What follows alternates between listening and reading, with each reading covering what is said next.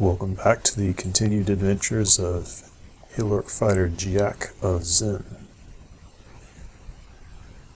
Time to take on the slime branch. I've delayed it so that I have mutation resistance with Zin.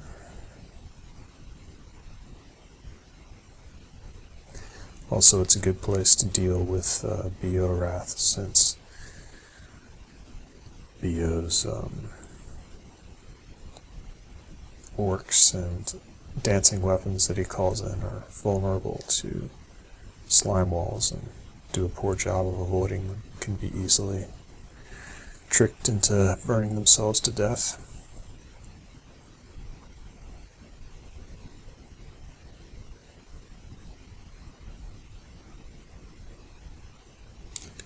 Ranged weapons nicely counter the acidic blobs.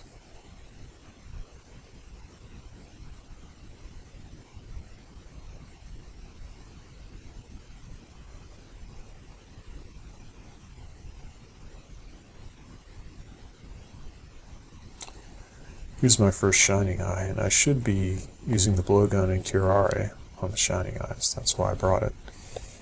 But I'm just not. So,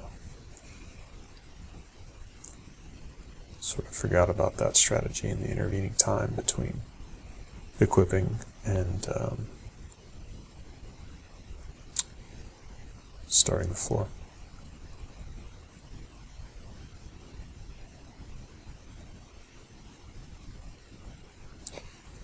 Debating how careful I want to be here, and I decide not to mess around with half-doubt actions, half-turn actions is another way of saying it in this case. No, half-doubt. Doubt is deca AUT, arbitrary unit of time.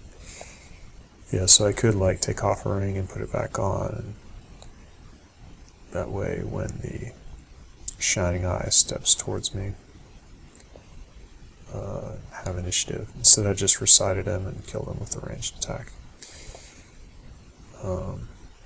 Didn't get mutated that time, I don't think.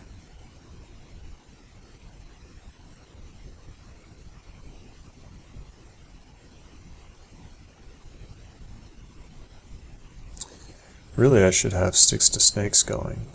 That'd be a great way to interrupt the line of fire. I've got the spell, just didn't bring arrows, so that's another thing I did wrong here.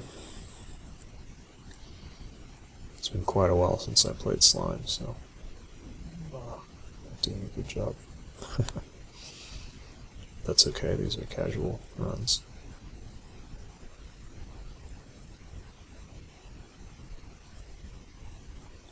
And he's so overleveled anyway, and there's lots of mutation pots in the game, so he's going to farm Abyss next, and he'll be able to correct any issues. There's the Beogh Wrath, and so I just recite, and that neutralizes most of the mob, leaving the warlord who's burning himself to death on the walls. Not a big problem either. So I can just swing away with my axe.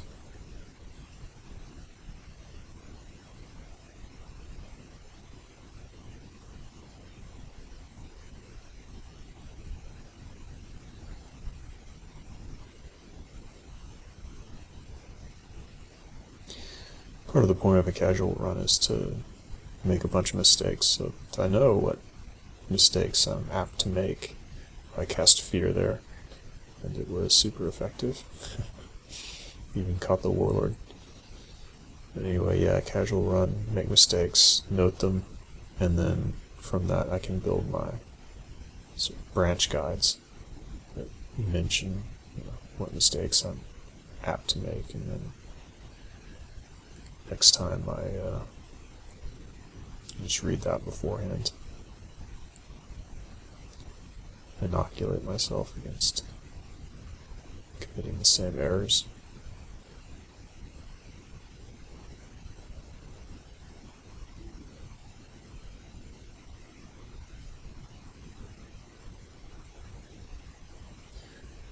I decide to slow the Warlord.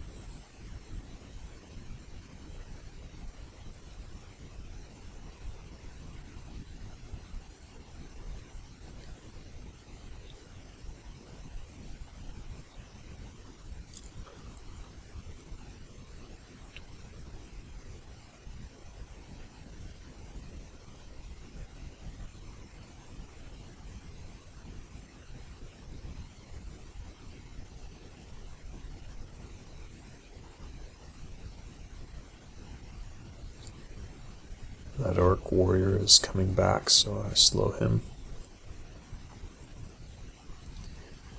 Warlord's down now. I can't Tukima's Dance his nice vampiric battle axe because I can't have a vampiric ally. Decide to finish off the paralyzed Orc Warrior. But yeah, this is all popcorn, so even the warrior isn't a significant threat. Sorry, the Warlord.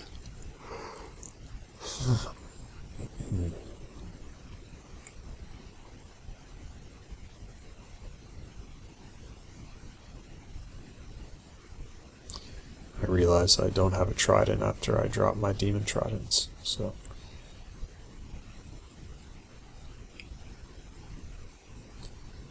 make note to rectify that.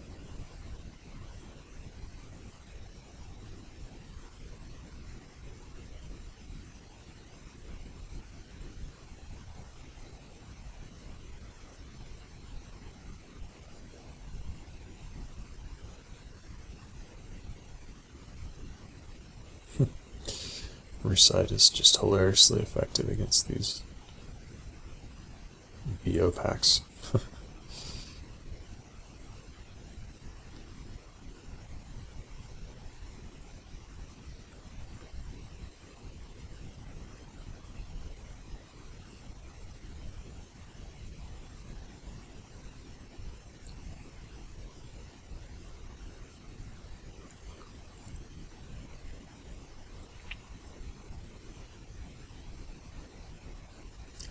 Orcs can't handle the truth.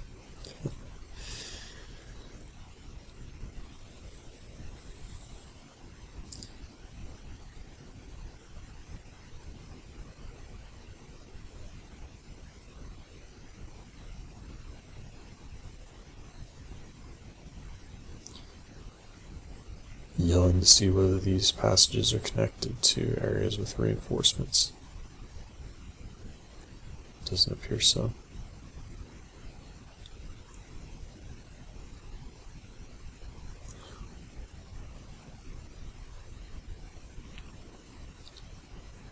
Some golden eyes.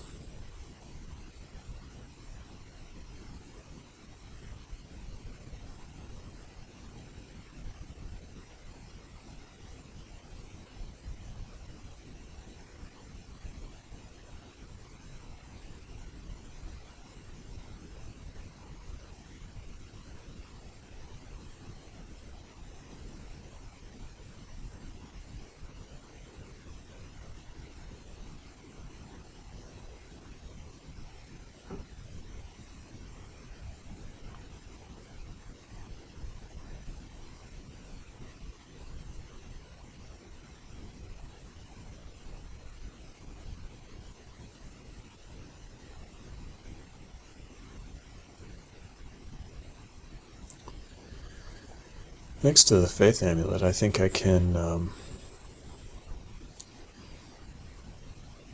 just switch to TSO and quaff mutation potions, and then switch back to Zen.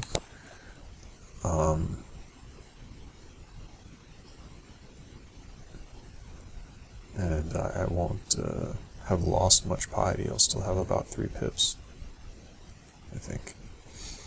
That would cost me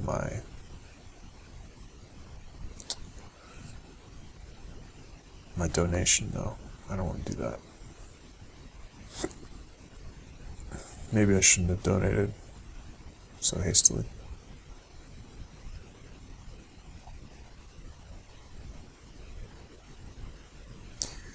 Anyway, once I start farming Abyss, I'll get up to max piety, and then it'll be easy to just remove the malmutations I got without adding any new ones. So that'll be an economical way to undo what the Shining Eyes wreak on me. As you can see, I'm just not I'm not countering them very effectively. I'm not using the Curare. I'm reciting on them, but that's not enough.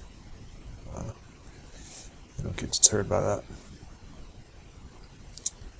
So I needed to have Sticks to Snakes and Curare going.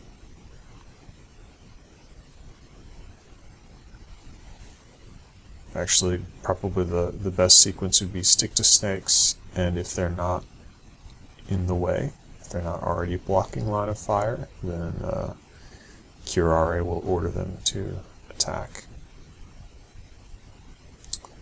And then at that point, Portal Projectile, finish them off. Well, I have the tools, so it's just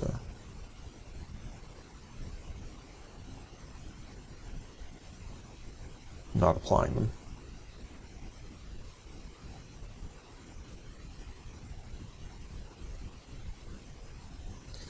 Casting some Confusing Touch on these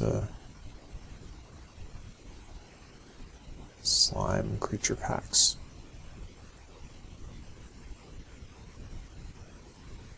Helps a bit. Not necessary.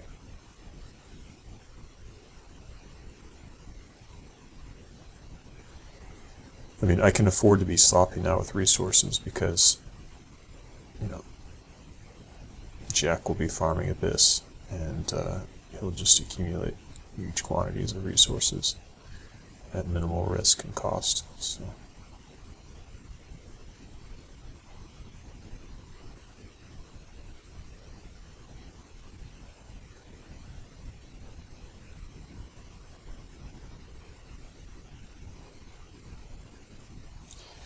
I'm using my Morning Star here, which is the wrong approach, because every time I hit him, my hands burn. I should be using a ranged attack there. Far more effective. I mean, that took me down to like half HP, which is impressive.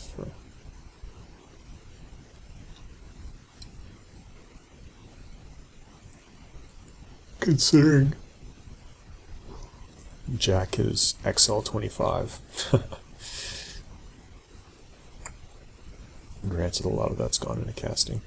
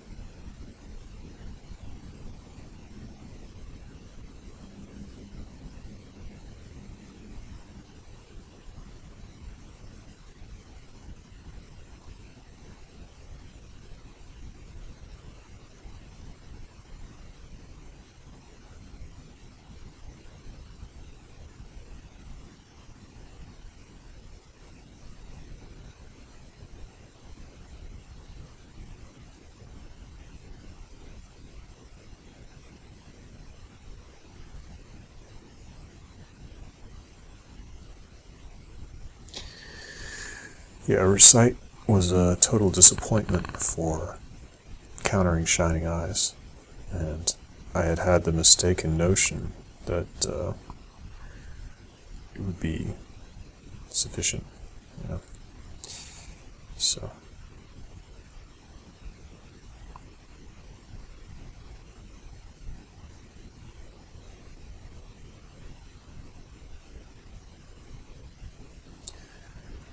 it's not really how it works. You can't count on it to disable a single adversary on the first use, but obviously it's great against packs for disrupting.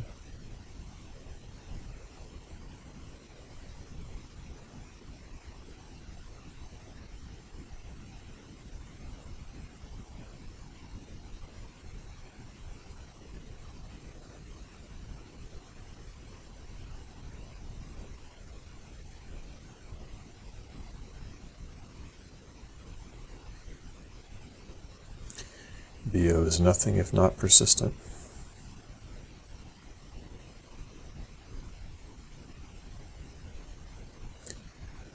Stopped and thought about how I could get the Orc Warlord on the acid.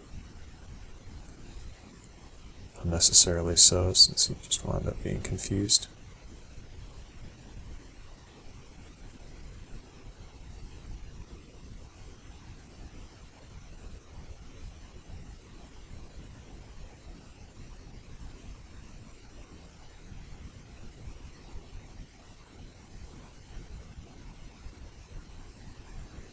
Start trying to poison him again, but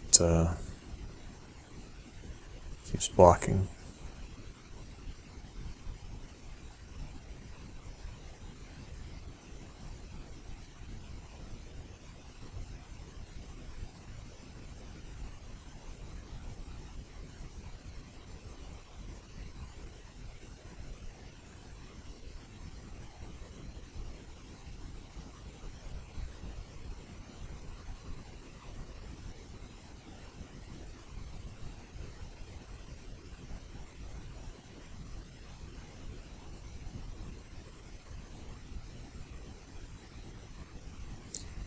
He gets confused again by the Recite.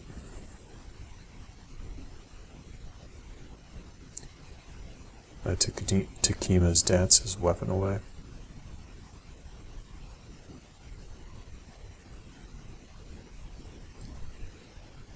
None of this is necessary, but just taking my time, learning how to dismantle these warlords.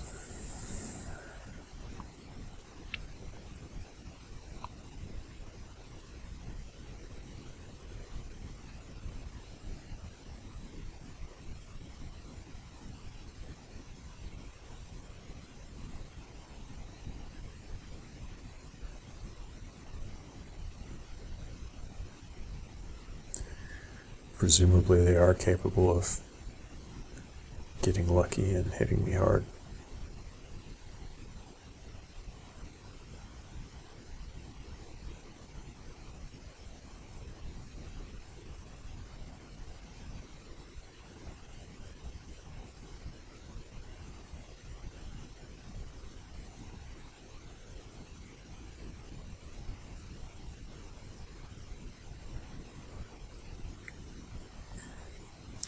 Here's another Shining Eye. With it adjacent, I think actually the Phantom Gales would be good here. Blow it back into that teleport trap and not have to fight it adjacent. Antimagic Axe is also a good response, and that's what I go with. But I do get Berserkitis.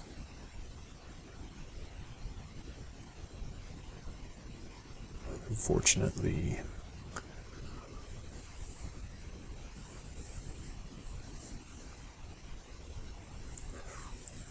I'm down here without cancellation, which is a bit risky, but I only have like 2 of them anyway, so.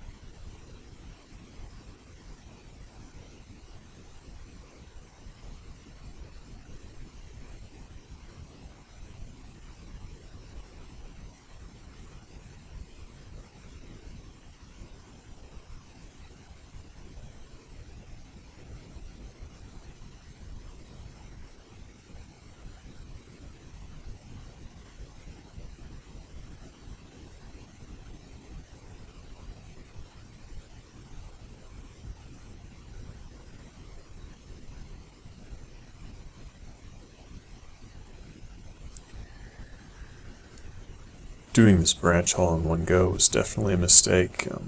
If I had stopped and called it a wrap after a slime 1, I think I would have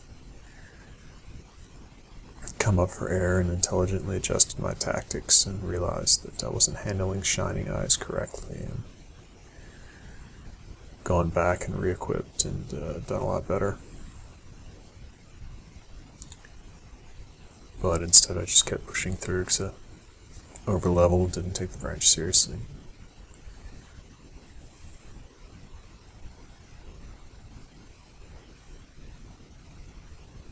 Which is fine, it doesn't really matter in this case.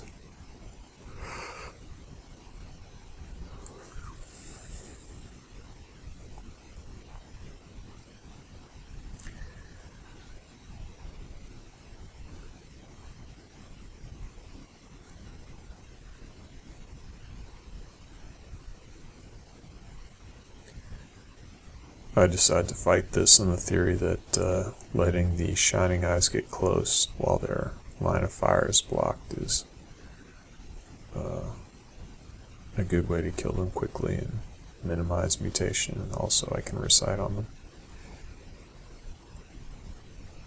which is definitely not the best way. It would be better to switch stairs. I get mutated again, lose 2 points of strength.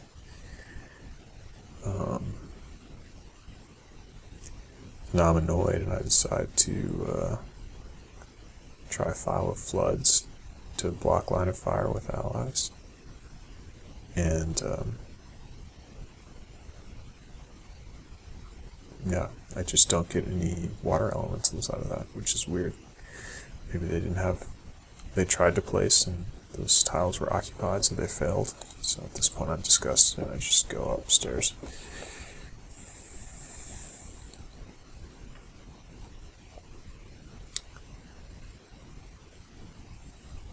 So that's 3 malmutations at this point. I try a different stair. This is better.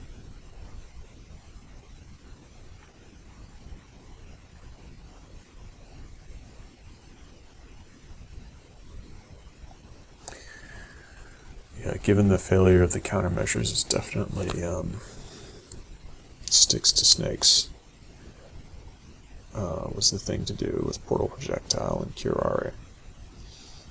And that would have been way better.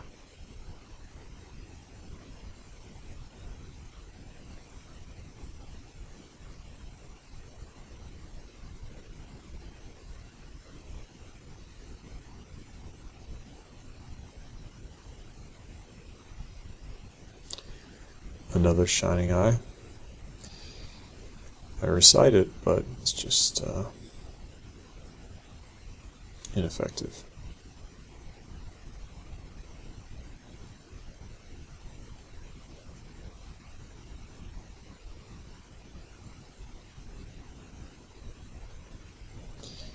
Actually, Shining Eye adjacent might be the worst because I think it doesn't have a physical attack, so all it can do once it's adjacent is malmutate. I could be wrong.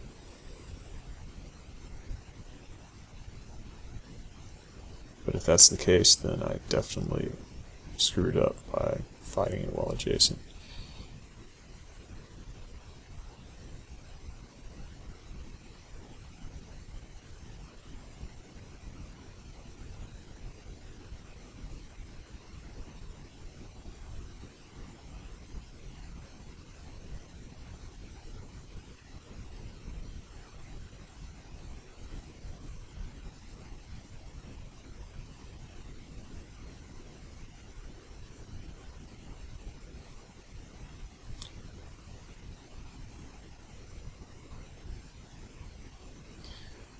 Just there I realized that I should have stones for sandblast and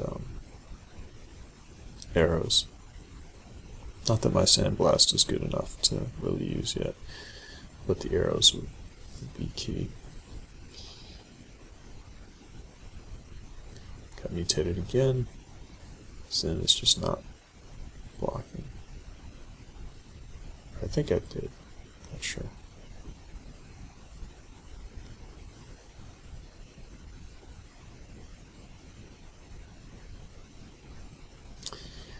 in fact, maybe it would be better to do Abyss before Slime, in this case, so that I get my Zen Piety to full, and I just don't have to worry about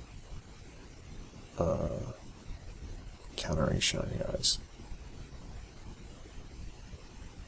It wouldn't take many trips through the Abyss to get that Zen Piety to full. There's a lot more chaotic monsters there. On the other hand, that's going into the Abyss with mediocre Zen Piety. Maybe that's not a good idea. But my Zen Piety didn't really build quickly in Slime. That's part of why I did it before Abyss, was to buff Zen's Piety, but it didn't really happen. And given how precious mutation potions are, it makes sense to max out Zen Piety first in Abyss.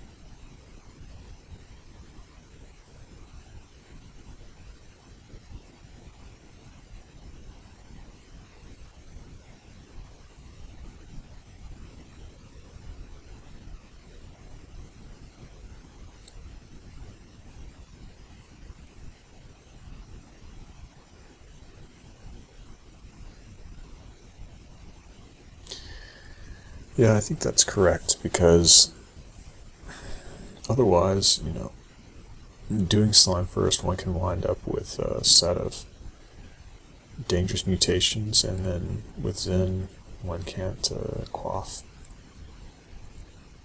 to get rid of them. So one has to enter Abyss with that handicap. So yeah, actually, it's correct to do Abyss before Slime. Well, not to get the rune, just max out Zen Piety.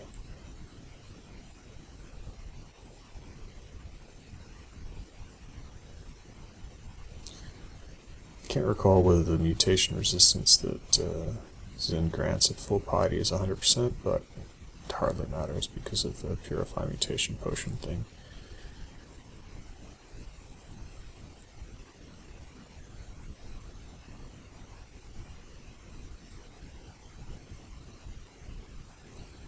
I doubt it is 100%, because then the halfling resistance would be wasted. Maybe it is. Recite OP again.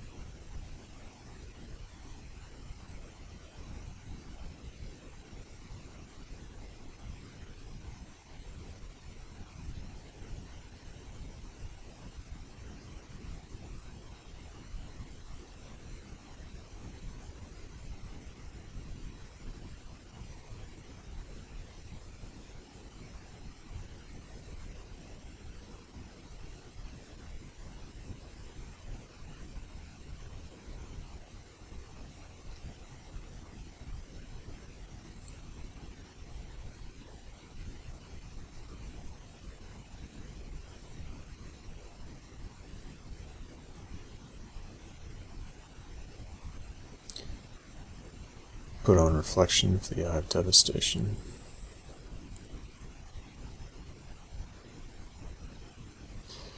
Adjacent again to the Shining Eye. Looks like Antimagic worked there.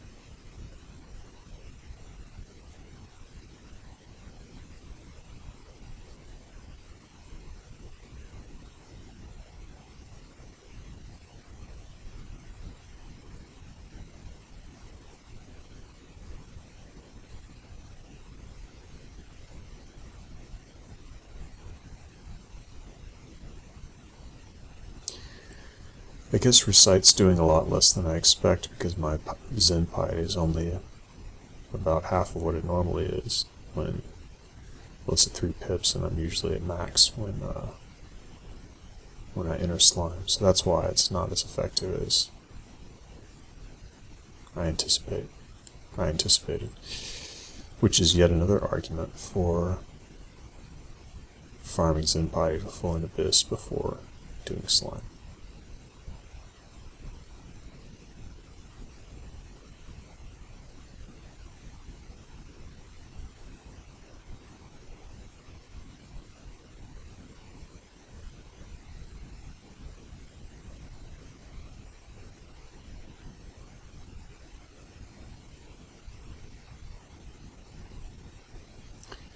Recite power varies both by Invo and by piety.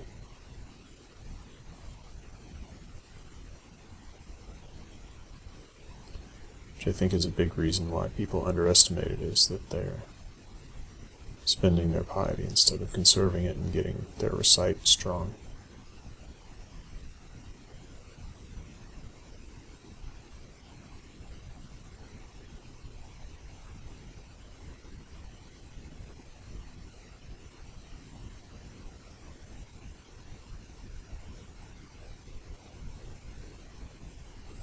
B is still trying.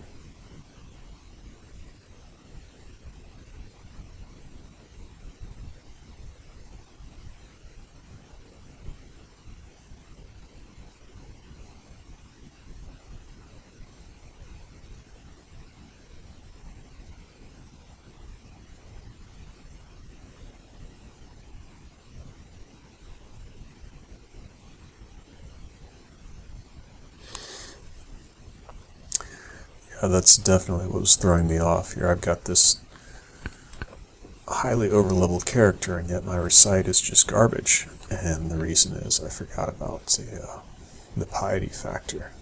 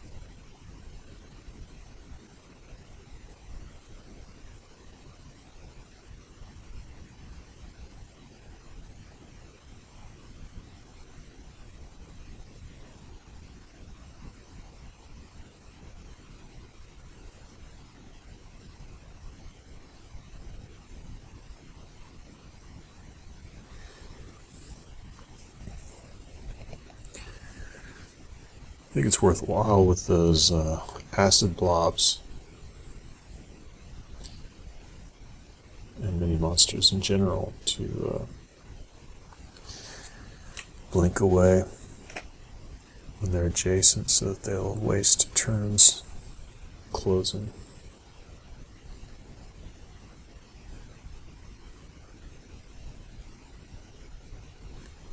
Berserkitis triggered.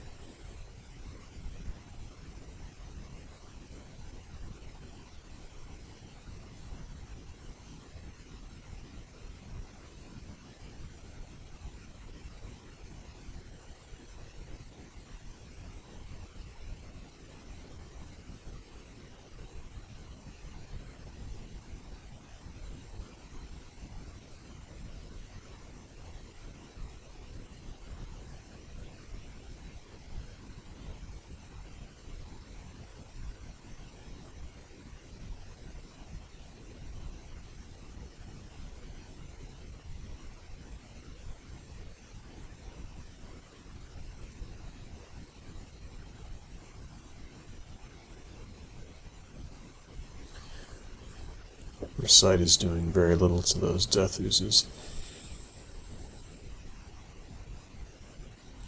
Normally, it's a lot more devastating to them.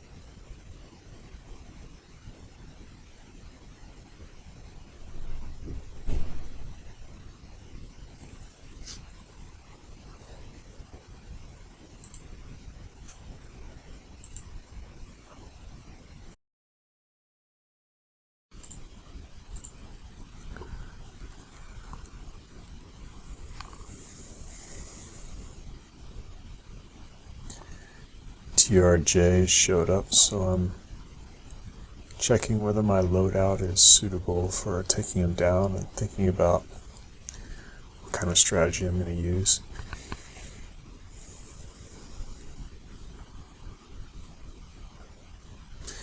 I do have an excellent strategy that's extremely efficient, better than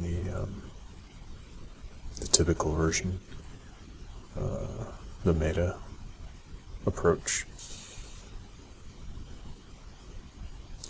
TRJ's caught me out of position, so I'm trying to minimize contact until I reach the dispersal trap, which works.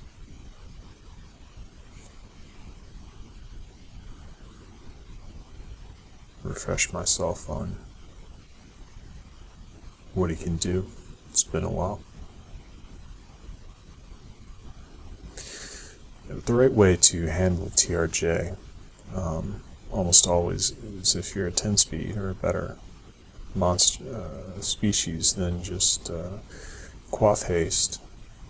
Well, clear the 4 first, then get him out in the open. Quaff haste, hit him at range until he's surrounded by a pack of derived jellies, and then read Immolate and detonate the pack. And you do that twice, he'll die, generally.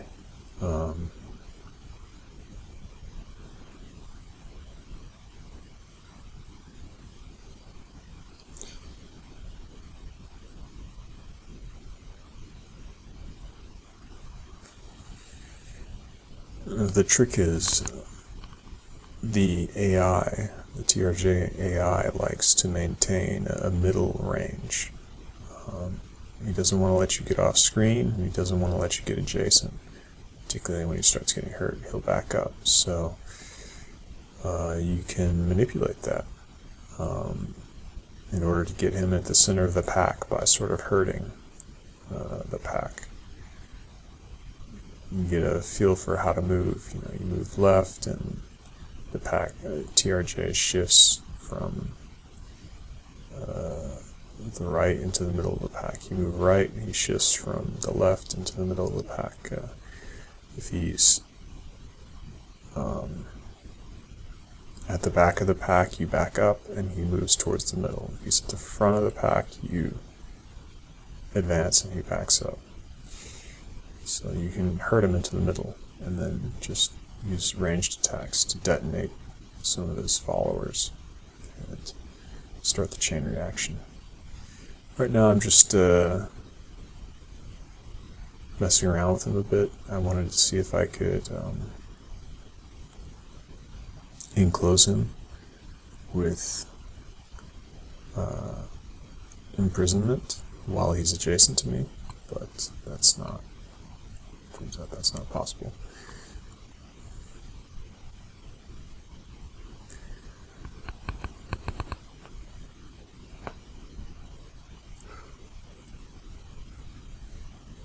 Since this character is so strong, it allows me to safely experiment in, somewhat realistic conditions. It's not like whiz mode.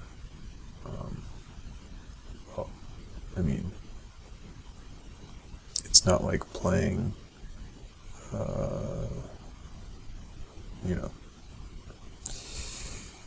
when I'm not recording and I'm just messing around in whiz mode. So it's like a more realistic situation, but not. Giac is a lot stronger than a character would normally be when facing TRJ, so I have lots of margin for error.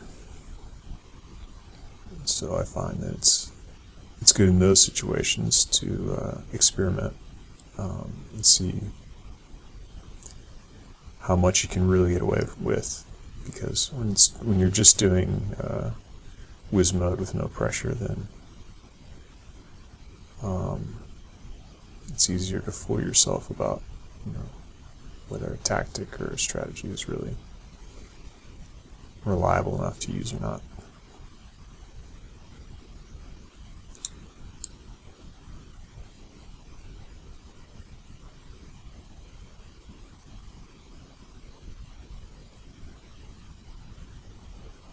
But obviously when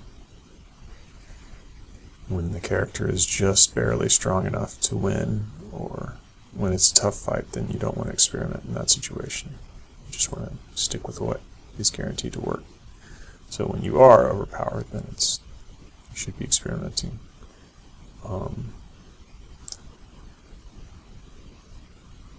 Because that's the only time that you can really do it and yet still have some amount of realistic pressure. But I've advanced because I want to get to the stair that won't leave me trapped. So I'm just blinking and walking towards it, which sometimes the blink won't be in the right direction, but on average I'll get to where I want to go.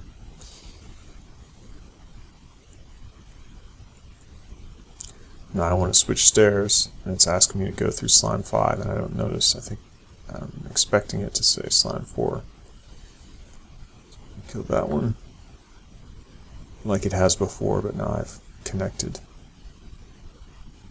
And I kind of brain fart here. I've got minus 16 corrode, and I go down anyway again. So then I try.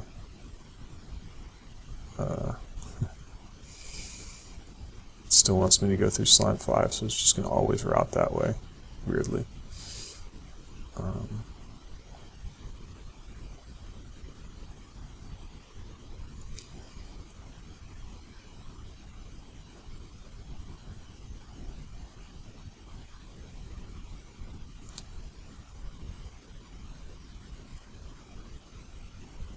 Here's a big pack, but they're totally countered by the dispersal trap.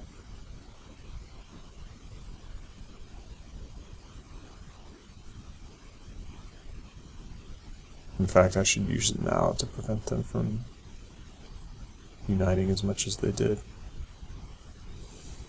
So I waited about a turn longer than was optimal there. But then again, these guys pose no threat even if I just face tank them with no tricks. But like I said, it's a good time to experiment.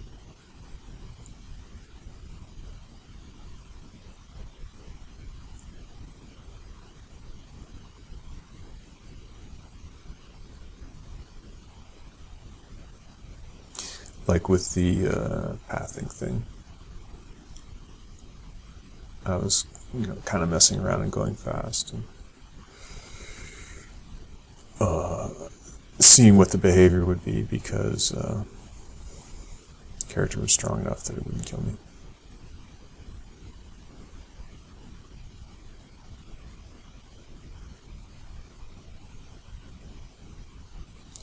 So I've got some nice 2-tile hallways on 3 out of the 4 quadrants, which is great if I wanted to do the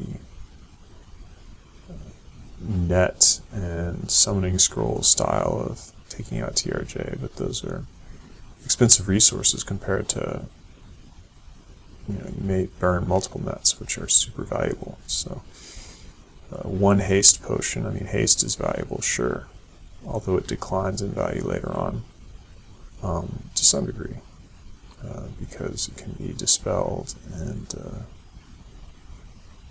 if I recall correctly, it adds some contaminations. There's a limit to how many potions like that you can use. But anyway, it's a great potion. So one haste and a couple of Immolates is a very cheap way to take out TRJ.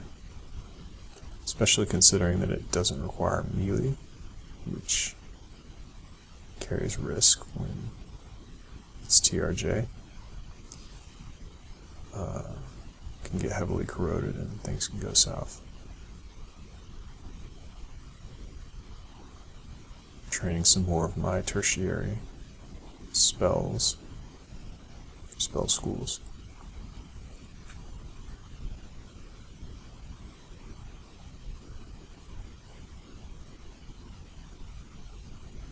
Hexes finally hit primary.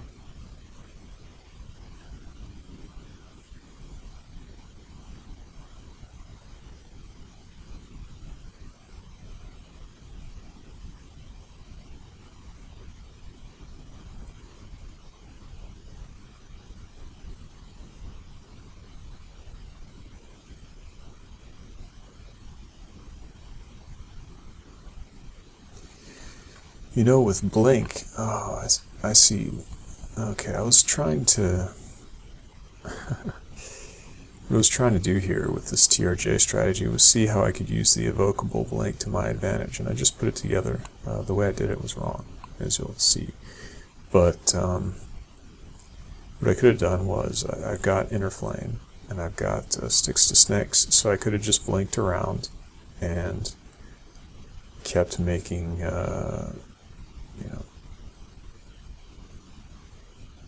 snakes and inner flaming them, and then just have them kamikaze in, and that way I wouldn't have to spend an Immolate or a haste. So there was a way to do it.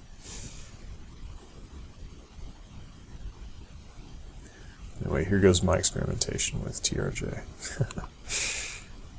And yeah, at this point I've done the whole branch. I've been playing too long, so I'm not proud of this particular play.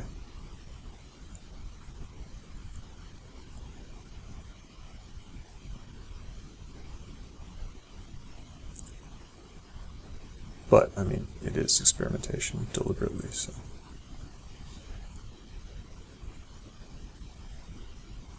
When I think about kicking things off with a scatter shot, that feels like a waste. I don't want to do that. I decide not to do it.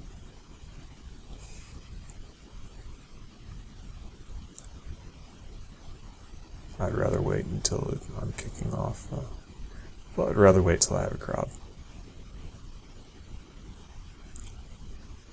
I start blinking around, and I'm trying to blink him.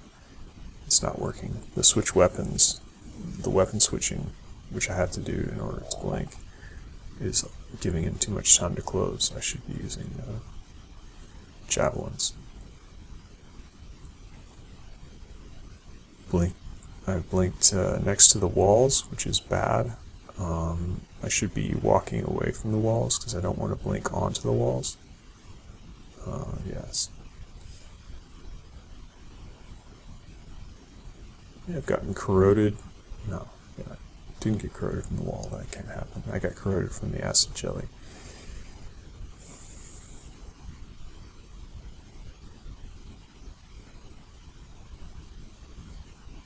This should have reflection up.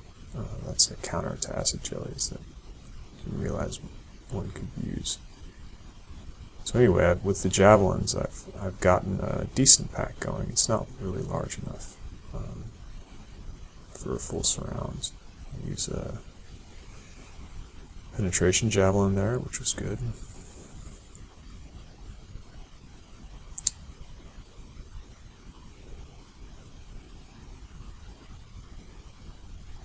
The nice thing about Sticks to Snakes with Inner Flame is that I'd be picking off the ads, so I wouldn't get this huge accumulation that starts whittling me down too much, which is a problem when blinking around. It's not a problem with the Haste potion, because one can, the whole thing happens quickly because one has a speed advantage, and one can stay out of melee contact, which is where the damage really stacks up. So my random blinks are not really working. And now I've gotten separation, but unfortunately the pack is not surrounding TRJ because I haven't done the herding that one can do with a Haste potion. So this method just, well, I think it can work with snake bombs, but the way I'm doing it is not going to work.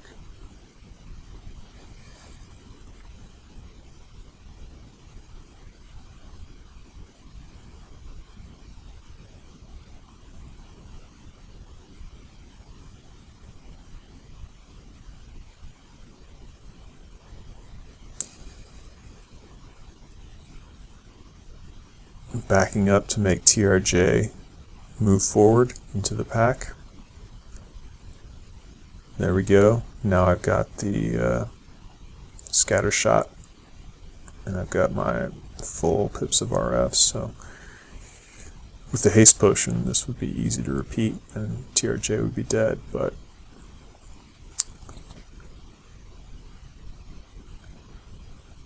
and actually if I just scatter shot again, then I would have killed him. So it still would have worked out, but I was concerned about... Well, I thought if I backed up a step, then TRJ would step forward. I didn't realize that when it's getting hurt, it's just going to run backwards like that. So it juked me there. I expected it to walk into the flame cloud. But its AI is a little bit smarter. So now I'm really in trouble, and I should just read a blank scroll and run away. Low HP here, but I keep trying to push it, which is not a good idea. So I missed my chance, really, at this point.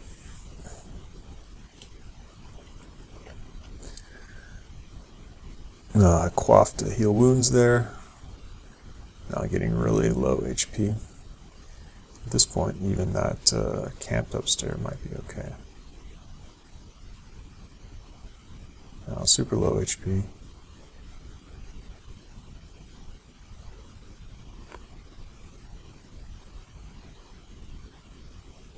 So I have to read a blank scroll to get out of there. And quaff another heal wounds. And the acid blobs are running me down, which I don't like. I'm still trying to kill TRJ. I haven't given up.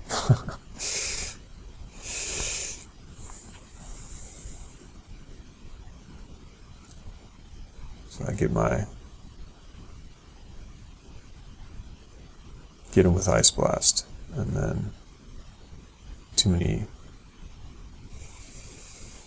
acid blobs, so I quaff another heal wounds while line of fire is blocked by those death oozes, and then it's time to get out. So actually I was closer than I thought. Beogh's gonna, but I mean, this isn't a challenge. I was closer than I thought there. If I had just pressed my advantage and done another scatter shot, then it would have worked. But I just really don't like the way there's no hurting and it's so random. And once the jellies start accumulating, it gets real hard to blink around danger. So I think for that tactic to work, it has to be inner flame and snakes to keep the crowd under, to whittle down the crowd without spending so many actions that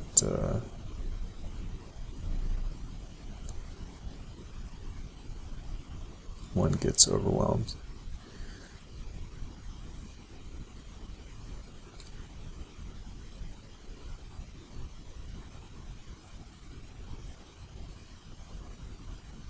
But doing it that way, one can kill TRJ pretty safely without spending any resources.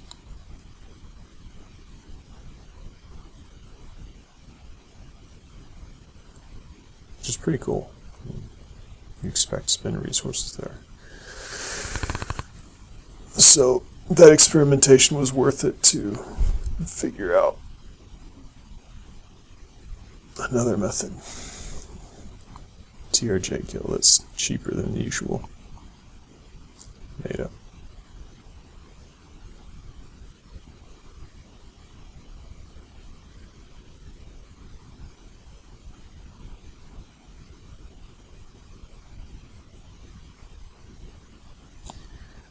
Obviously, evoking Blink isn't a guaranteed TRJ kill. Things can go wrong, blinks can go unlucky. In which case, just quaff a haste and do it the normal way, or disengage with a teleport or something.